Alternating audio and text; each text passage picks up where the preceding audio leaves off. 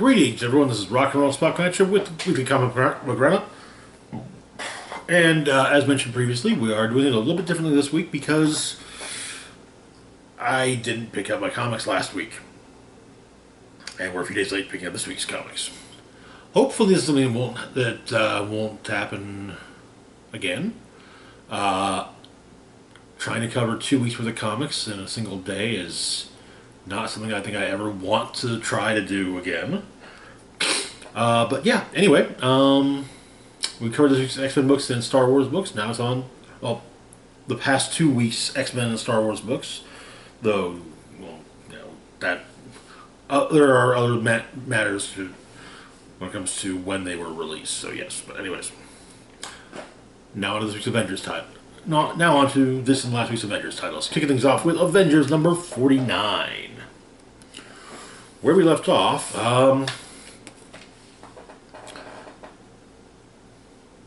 Jen Walters, now generally known as either Hulk or She-Hulk, now known as the Winter Hulk, was seemingly headed towards Atlantis.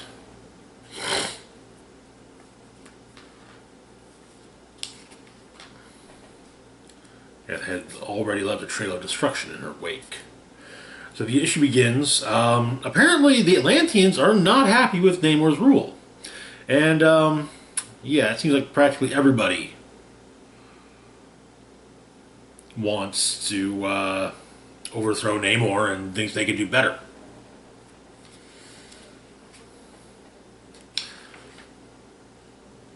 However, before it can truly begin, the Winter Hulk arrives, and her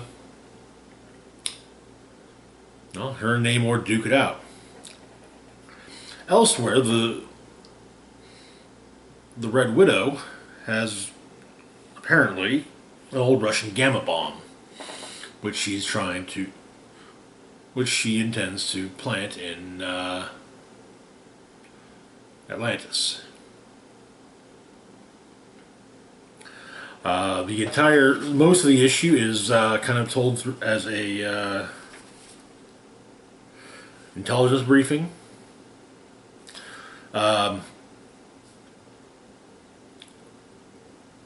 Apparently, Atlantis is on the brink of violent upheaval. The most powerful Atlantean factions, the Sea Blades, the Octopriests, the Defenders of the Deep, and the newly unleashed Black Tide, are united only in their open dissatisfaction with Namor. An attempted coup seems imminent, but it's not that regime change alone will not end the oceanic bloodshed, it says. The attacks on shipping lanes, Atlantis has made bitter enemies of the world's leading economic powers and multinational corporations. Russia, in particular, has been working for months to destabilize undersea society and turn global public opinion against the Atlanteans' militant conservation efforts.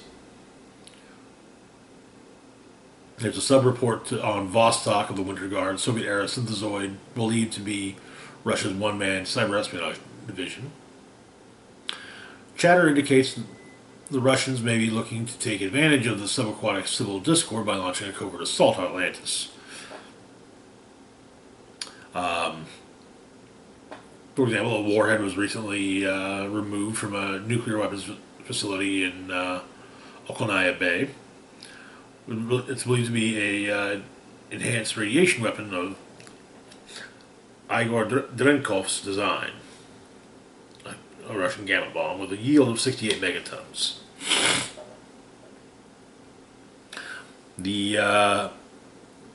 It explained the detonation within the capital city would result in an instantly lethal radiation zone of 12 square miles with an underwater fire wave extending 80,000 fathoms from ground zero. A Homo Romanus death toll is estimated at being 11,780.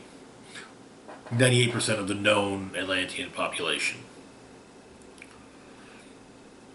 That's it. It's Okoye, giving the briefing, believes that The detonation will be timed to coincide with the prearranged presence of a scapegoat, one with established motive and power level to conceivably obliterate Atlantis on their own. So basically, the Winter Hulk's true mission is to be a patsy. Then once Atlantis is destroyed, the condemnation of Jennifer Walters will be swift, unanimous, and global. And so,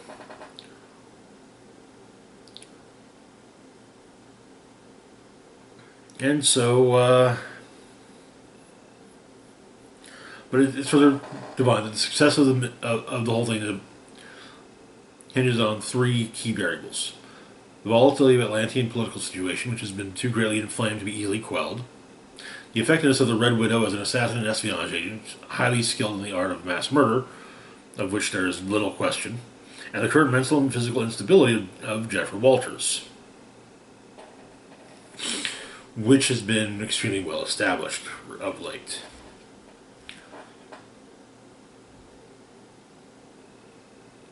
And so, but Jen fights Namor, getting him away from the hordes of those who would have his throne, and she simply tells him, "Evacuate your people."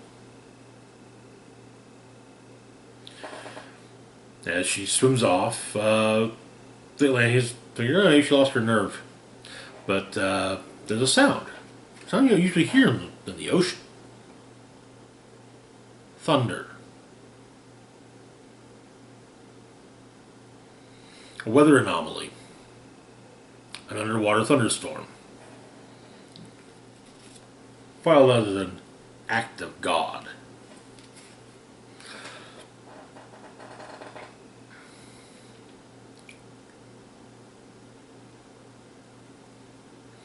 But the Avengers managed to clear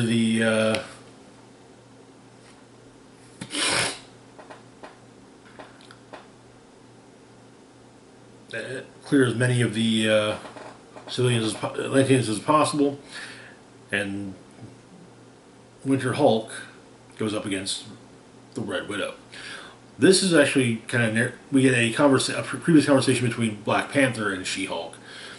Turns out that letting She-Hulk get captured and turned into the Winter Guard's Hulk was actually a part of the plan. However,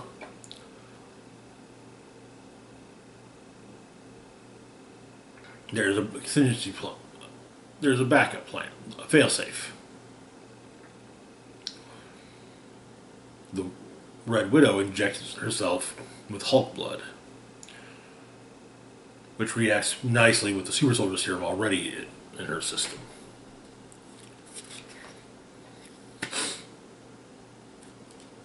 Meanwhile, Perrin and Chernobog are headed in a direction, with Thor being sent after them, while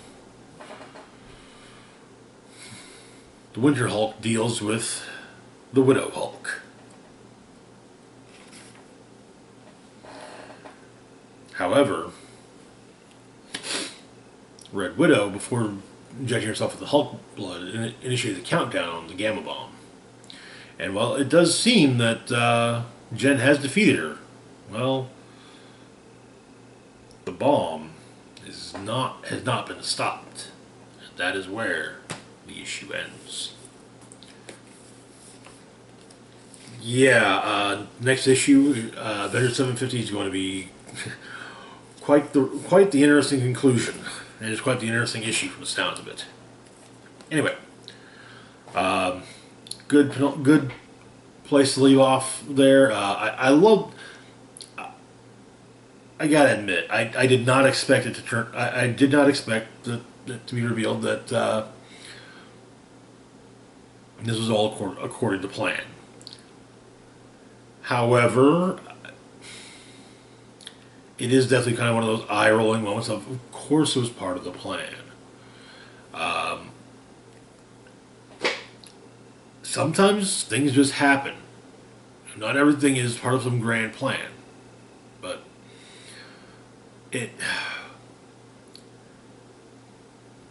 Yeah, it's not been a bad story, even with that. It was a nice little turn, but it's just the kind of thing of there are reasons why people deride certain tropes within Batman comic books, for example. The prep time argument. I'm sorry. Prep time doesn't always work. Hate to break it to you. No matter no matter which superhero you are. Something will always, while 9 times out of 10, hell, we'll call it 9 times out of 10, prep time will go great. There's going to be that one time where it doesn't. And well, I think we've had a lot more than 9 times just in Jason Aaron's Avengers run to say that prep time works. But anyways, it was still good. I still enjoyed the issue, and I'm looking forward to the next one. Jason Aaron's run on Avengers so far has been phenomenal, in my opinion. Anyway, moving on to our next book, we've got United States of Captain America #5. Where we left off, Sin's true goals were revealed. Turns out that Superior, and her goals were revealed. And the Hate Monger was released from his confinement. So,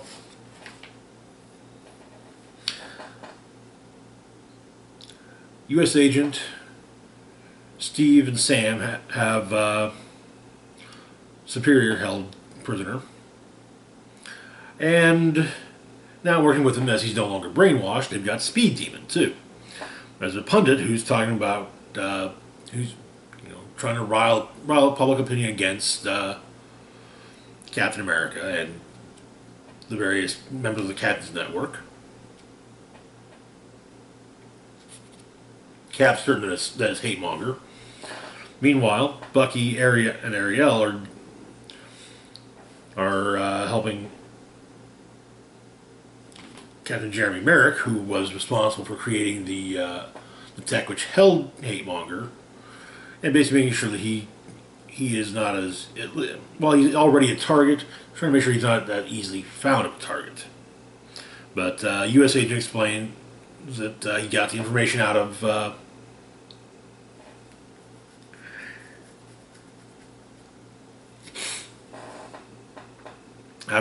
Superior. Basically, they intend to use the shield as a focal point for hypnosis to make people believe it, to trigger fear response within others. However, the downside is Speedy working with him. No, he doesn't betray them, but he does go to talk shit to Superior, and it helps, and that allows her to use the distraction to break free and escape. But they track down the signal being broadcast from. Bucky, however, thinks that something's not entirely right about the whole thing. But Bucky's dealing with taking care of Captain Merrick. Where the broadcast is coming from appears to be an island with a lighthouse.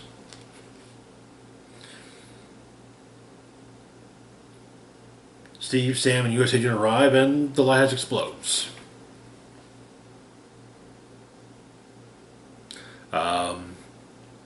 Captain America looks over the data that Bucky has, and it's a masking. It's a masking relay, but it is a trap, and so Bucky, Ariel, and Captain Merrick go to save Cap, with Merrick opting to drop off his daughter with her Uncle Dave in Utah. But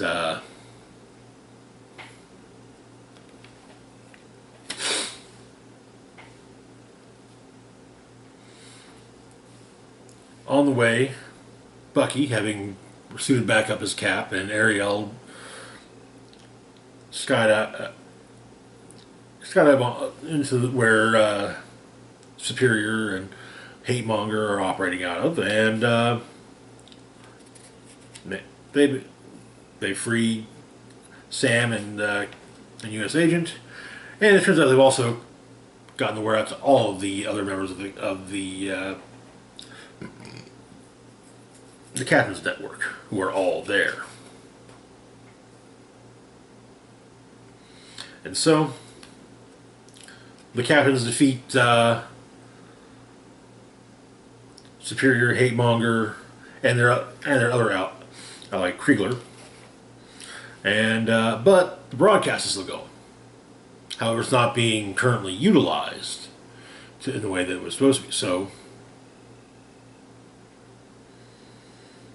Aaron, the first member of the Captain's Network we met, gives a speech. And we get a look at the Captain's Network, the members we've seen, as well as plenty of new ones.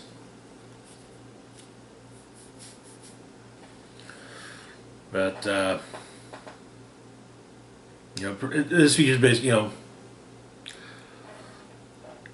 that first they'll say we may have gone off on the wrong foot. People might not, some people might not dig them, and some, in fact, it seems they're hijinks. But America's weird that way. 50 billion people, all you gotta do is go 50 feet or 50 miles, and suddenly no one looks like you, and it feels like a completely different country or planet. And, everyone gets it, but it's also kind of cool. It's also kind of amazing.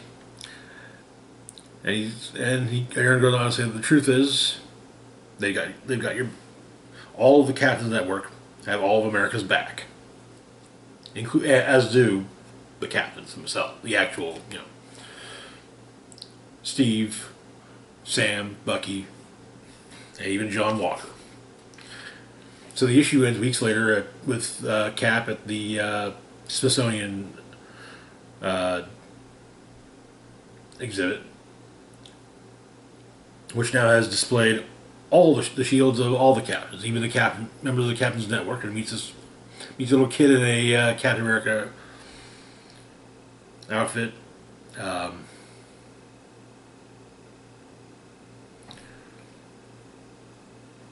And, well, he's just, Steve, too.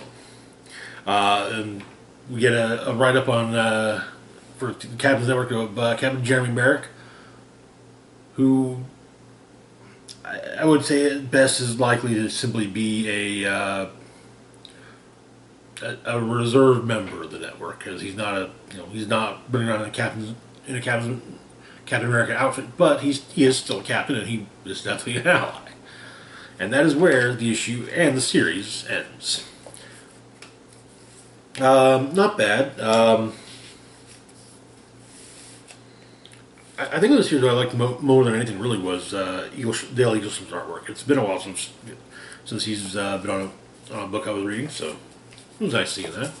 But overall, the series was fine. It wasn't an amazing and moving Captain America story, but it also wasn't.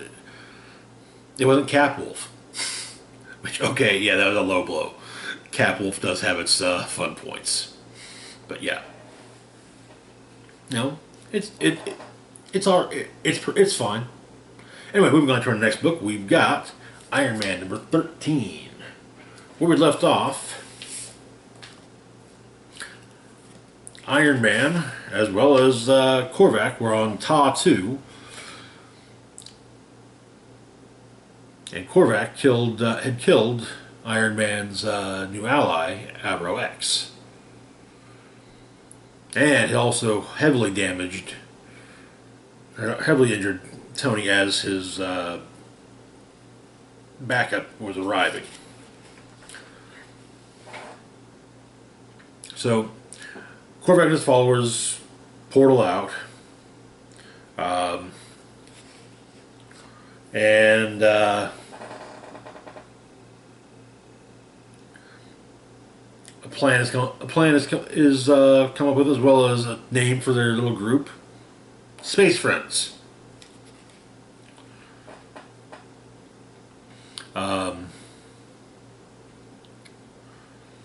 They split up though to track down, do what they can to track everyone down with Halcyon Leapfrog or Halcyon Frogman and War Machine going after Blizzard.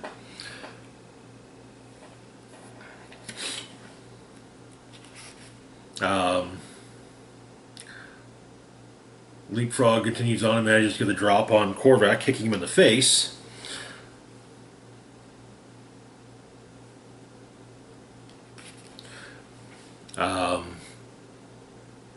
Misty Knight knocks the hell out of Unicorn and shoots him in the leg a couple times.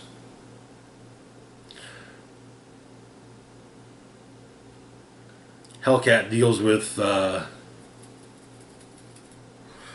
Controller.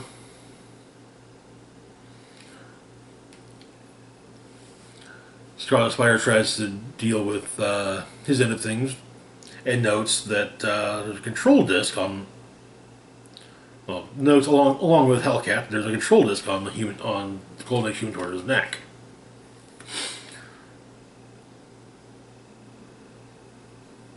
Turns out that among the injuries Tony currently has includes a brain bleed.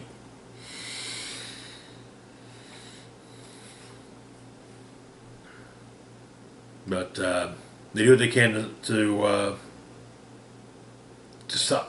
stop everything, with including Hellcat pulling the control disc off of Human Torch.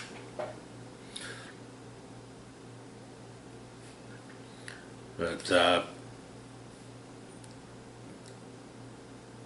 Tony tries to stop Korvac and fries off the human parts of him and just starts pounding on the robot.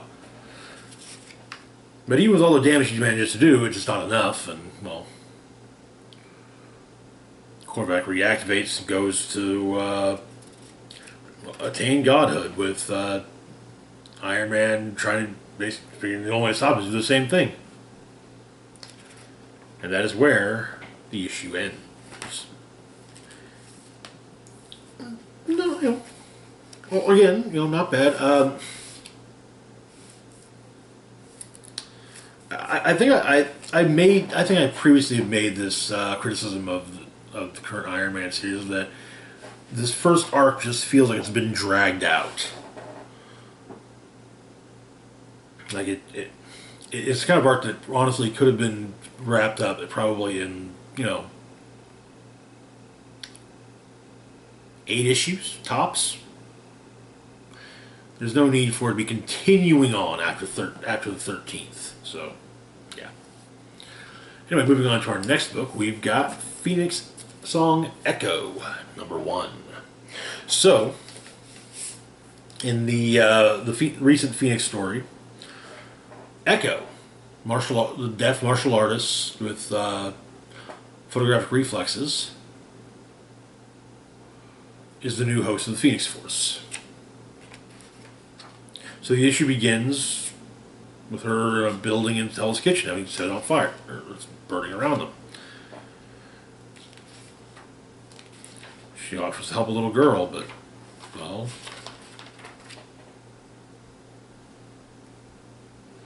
yeah. So we wind things back to 10 minutes earlier.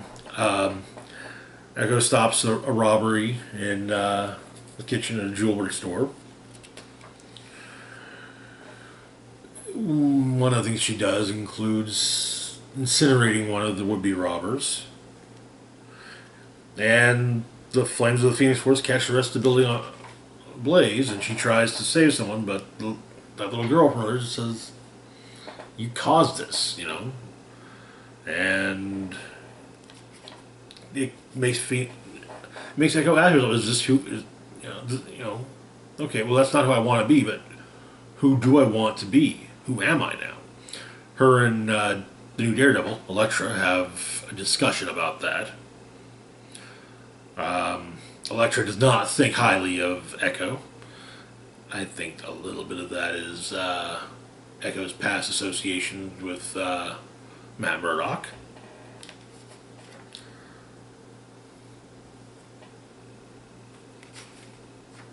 And she flies up into the moon, and Various others take note of this, namely Forge and a man somewhere on the Great Plains. Anyway, Brew contacts her via her phone. And there's a situation. There's an island she needs to go to, with an energy source that matches her own. So she goes there and finds Forge waiting for her. Forge kind of gives her a history lesson about the Phoenix Force.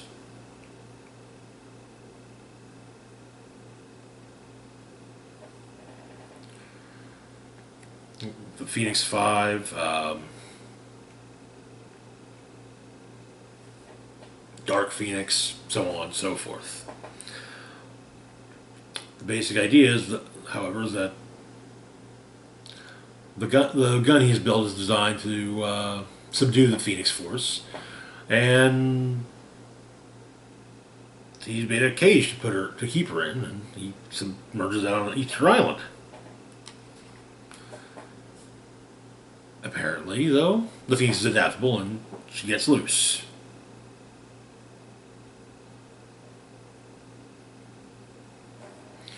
Forge is not happy about a failed invention of his. But she goes to the Great Plains, a place referred to simply as the Res. All natives welcome, if you believe, the sign says. Apparently, her father used to bring her out here when she was a child. She's looking for... There was a guy who was a friend of her father's, kind of a friend of hers as well, that she used to call simply the Chief. Echo meets his grandfather, or his grandson, who explains that, he died in the cemetery. You totally go pay his respects to him. Pay your respects to him. And, but he offers to help her as well.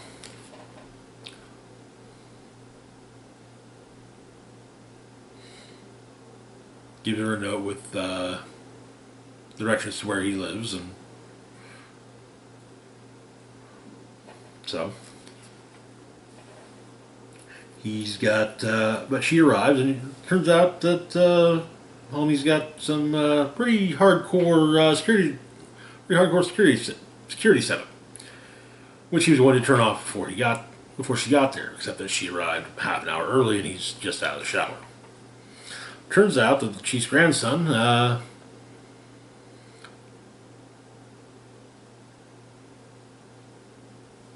he's got some, I don't necessarily want to say shamanistic abilities, but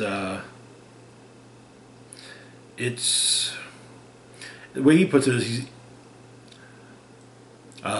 he can move his consciousness through time along a person's ancestral line. It's kind of like being a storyteller, but he tells other people's stories. He accesses a person's ancestral line and allows them to live inside their ancestral memories. Turns out something is coming for Echo. Something on her mother's side. And Echo doesn't know much about her mother. Only that her last name was Lopez, and, well, she took her last name for her own.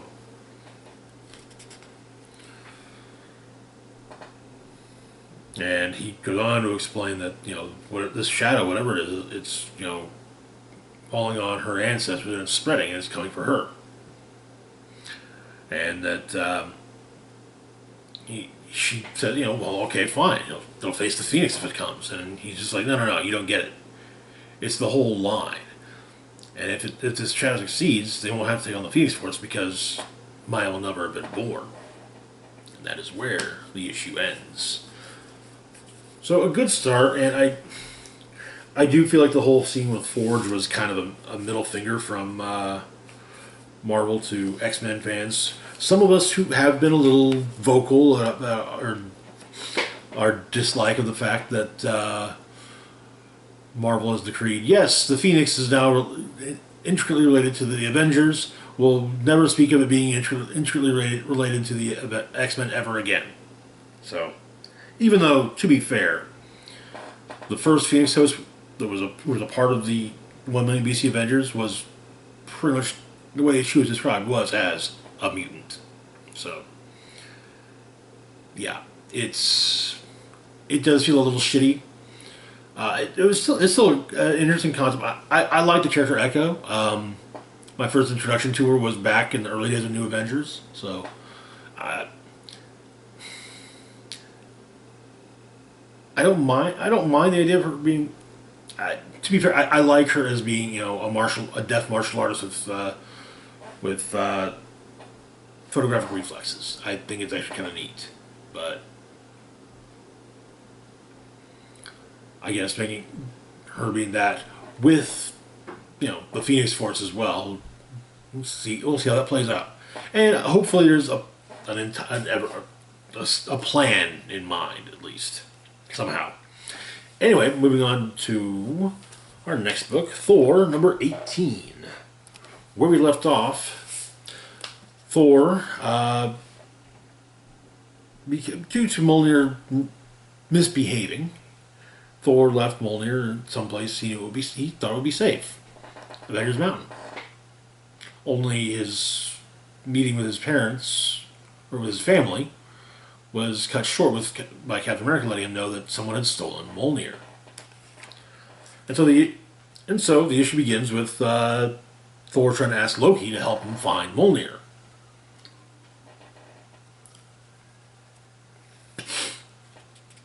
And Loki tells him no.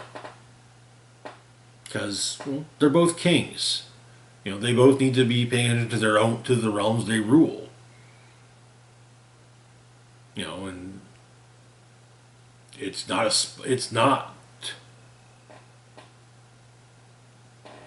a trusted ally that Thor needs. It's a spy. Though Loki has an idea. The idea is, of course, Throg, the Frog of Thunder. And so, while regaling the people of the Forever Glade, or the entities of the Forever Glade, they're under Throg's protection, of the tale of the Shadow of Asgard, Donald Blake, Thor shows up to speak to Throg.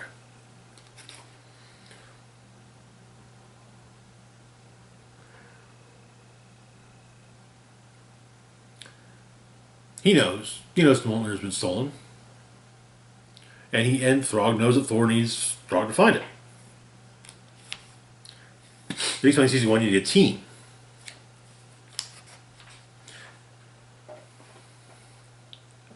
First off, unlimited access to the 10 realms. So you get immunity for that. Then he'll need a tracker. To which he suggests Lockjaw. Then protection, as they'll be sailing through dark, dangerous, unknown waters. And who better to help them, or to protect them, than Lockheed the Blackened. And finally, as it seems to be, as not even Sif, the all-seeing Sif can find Mjolnir. This is clearly a mystical problem in nature. So, Throg is going to need the help of someone proficient in the use of the dark arts. Bats. And so, Thor's like, yeah, that's okay, that sounds fine. He tells Throg, hey, go by all means, assemble your team. Throg did that 4 days ago. And he tells Thor that though they may be spies, when they are joined, Thor will know them as Avengers. The pet Avengers, to be exact. And that is where the issue ends. Yeah, that was so great. It was I really do enjoy any time a writer decides to actually take do a somewhat serious take on Throg. It's always fun to see. But yeah, good issue. The Donny Cates run on Thor has been great so far. It's honestly kind of got me thinking maybe I will be trying Donny Cates' run on Hulk, but we'll see how I feel when when that actually does drop. And our final book for the video, Kang the Conqueror, number 3.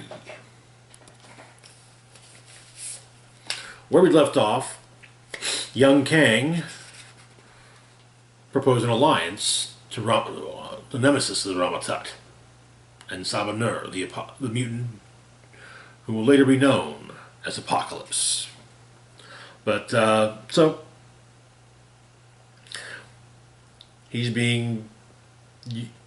Apocalypse is using celestial technology on him, and it's explained that basically he's put into a sarcophagus, observing time for centuries upon centuries, but not aging. And for 26,964 years of preparing and meditating, Kang has arrived.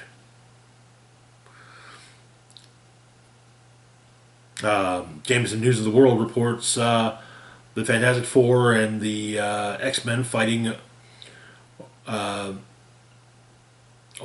Peru. The Avengers have welcomed their newest member, Captain America. A mysterious Panther Man seems to be going after local blood diamond trade.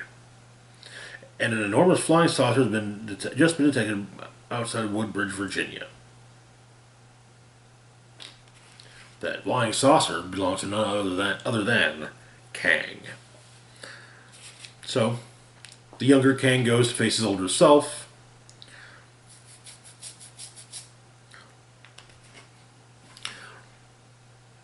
He means to kill his older self, but then they're interrupted by Doom. So they team together against Doom, and once Doom is defeated, the younger Kang kills the older Kang. Goes back into the past, becomes Rama-Tut, fails, is defeated by the Fantastic Four, and goes into the future, where he once again meets Ravana. And that is where the issue ends. How far in the future did Kang go, by the way? 1,000 years past his fixed origin point.